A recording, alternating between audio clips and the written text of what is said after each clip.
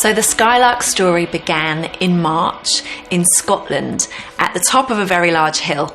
Pete and I had decided that we would worship all the way up this hill as we were climbing, and when we got to the top that we would just lie down, be still and wait for God to speak to us. We were looking for direction in our lives, and really we had a sense that something new was coming, and we wanted to hear from God what was next for us. So we got to the top of this hill, we lay down on the grass and we waited to hear what God would say. And our attention was drawn to these birds that wouldn't stop singing. They were singing so loudly and so incessantly that I remember saying to God, "Can you stop them singing, please? Because they're putting me off. I'm trying to hear you and I can only hear them." But actually God was trying to speak to us through those birds. The thing that we noticed about these birds is that they would flap their wings and work really hard to ascend, and they'd just get higher and higher and higher until they just looked like tiny dots against the sun and against the sky.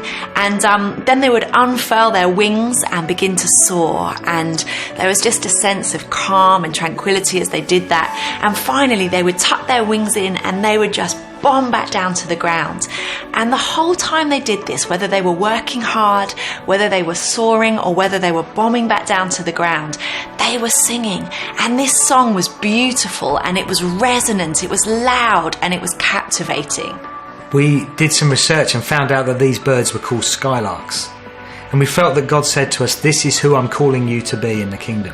I'm calling you to be skylarks, and I'm calling you to raise a generation of skylarks." One of the things that skylarks do is that they are one of the early birds in the dawn chorus. Some people say even the leader of the dawn chorus. They sing while it's still dark and they usher in the new day. And we feel that that is what we are called to do as church, to sing in the darkness and to herald the new thing that God is doing.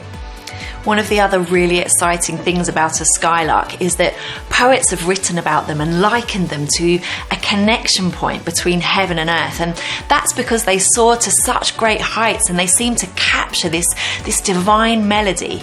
But at the same time, they make their nests on the ground and not in trees. Well, why is that significant? It's significant because it means that they leave themselves vulnerable, and they're down with the people, if you like. They get alongside, they're in the real world. And for us, we think that's a beautiful picture of what the church should be, that we have access to all of the riches of heaven, but we're also grounded in reality, and we take those heavenly riches and resources and we pour them into the community around us.